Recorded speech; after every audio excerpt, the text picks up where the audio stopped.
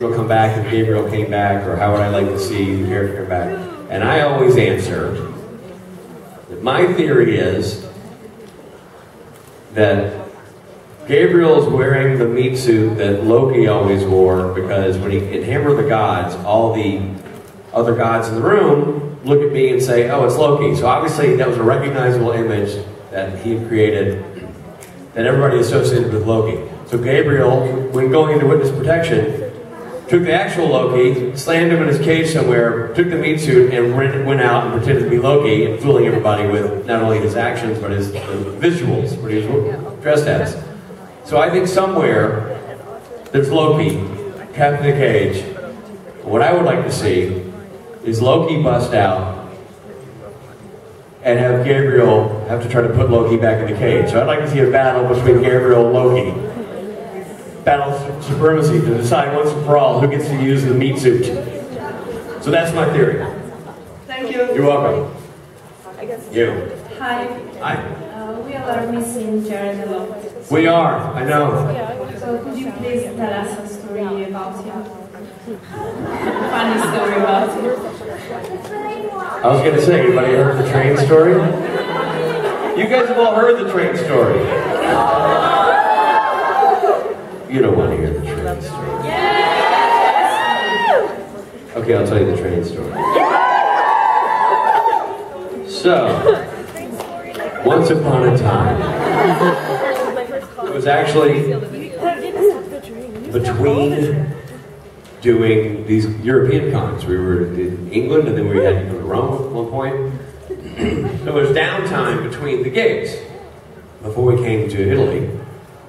Or maybe to Germany. I don't remember where we were going next. We finished the UK con, and we were going to do something, and I was by myself, and Jared was with his wife, and they were gracious enough to say, look, you're just sitting around a hotel doing nothing for a couple of days. Why don't you come with us on our little trip? I said, great, that's awesome. I can certainly kill the romance for you too for a couple of days. Happy to do it. So I was the third wheel for them. We took a boat to Amsterdam. We did a little touring in Amsterdam. That was awesome.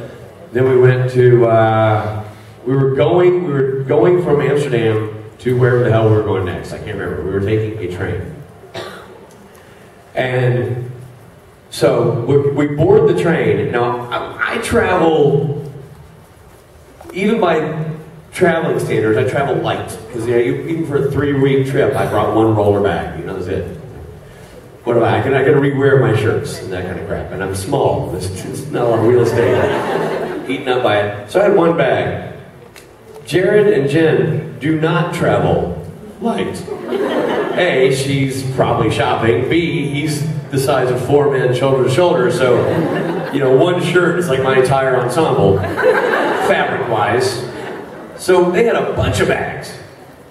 And I was like, all right, but it's fine, because I was there, and Jen was there, and Jared was there. So we go to the train station, have all these bags, they're all lined up, train pulls in, and you know, Americans don't use the train system that much. I know you guys do, we don't. But one thing you notice when you're an American and you go to the train station, the trains here in Europe, is that those doors don't stay open all that long.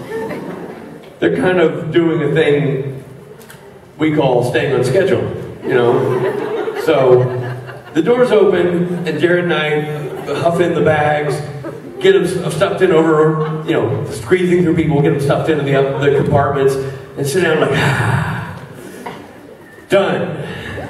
And Jen is sitting there going, where's the silver one? And Jared's like, what?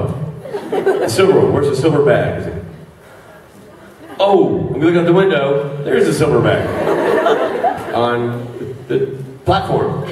So Jared's like, okay. So he gets up and walks to the door.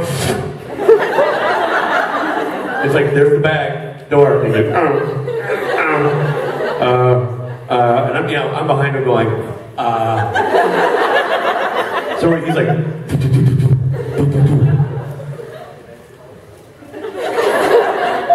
a trained employee comes by, sees the bag, and he's like, look at the bag, and Jared's like, that's my bag, that's my bag, that bag is mine, my bag.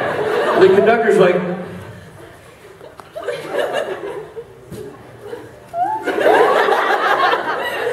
the international sign for what the F do you want me to do about it. So now, here's Jared, here's the train door, there's bag, here we go. There goes the bag, there goes the bag, there goes the bag. And so I'm like, oh no! We're moving. He's like, we gotta stop this train. I know! He goes, you go that way, I'll go this way. I said, great. So I ran through all these cars, you know, this direction, and he went all these ways. It's like one stride per train. He's like, train car 5, train car 6, train car 7. He goes wherever he goes, I go where I go. Like, I go to the where I think the driver would be, and I'm like, there's nobody there. So I run back. We meet in the middle. I'm like, there was nobody driving on that side of the train. And he's like, there was no one driving on that side of the train. No one's driving the train! Ah! So we go back to the door, like, he's literally, now the train is moving, and he's like, and I'm like, bad idea, not gonna help. And then I see the plexiglass box says, in case of emergency, you know, press this. And I go, I was like hitting it, and I'm like, well, but I didn't realize it was covered, you know, it's a plexiglass in front of it. I'm like, oh, well, there's a button, but I can't get to it. So, that's where my initiative stops. Nope, locked out. This idea's over. I pointed out to him like, well, there's a button here, but you know, nothing happening. He's like, oh. Bah!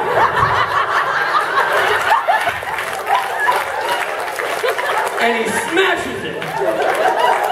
And bloodies up his hand and smashes the button, and the entire train does not come to a slow, graceful stop. It locks the bleeping wheels and goes, ah! And everybody surges forward, everybody's drinks go forward, we go forward, I go into his back, he goes in the wall. The train stopped. I'm like,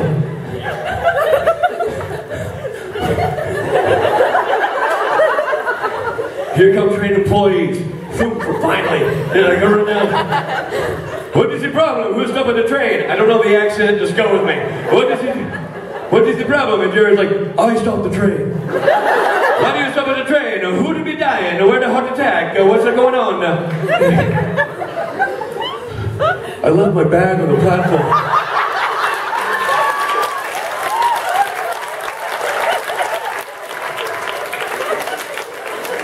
I'm sorry, my English is not so good. What you in the train for? My bag, my Toomey bag is on the platform. Okay, great. And there was like a guy, a British guy behind, he's like, you're in trouble now. Thanks, Colin Firth. Where are you? We were looking for the conductor.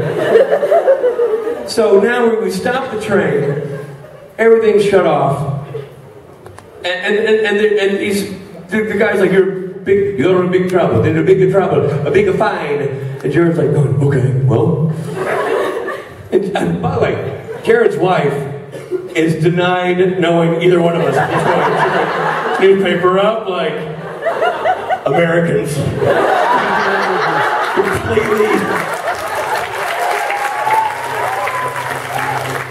completely divorced herself from the whole situation. Long story short, we arrived at our destination. Turned out, not only had we stopped our train, we stopped every train in Europe. Because that's an emergency system. How did we find that out? Because we got to Europe and told the story to the green room full of actors. Mark Shepard said, so you're the reason why I missed my bloody train.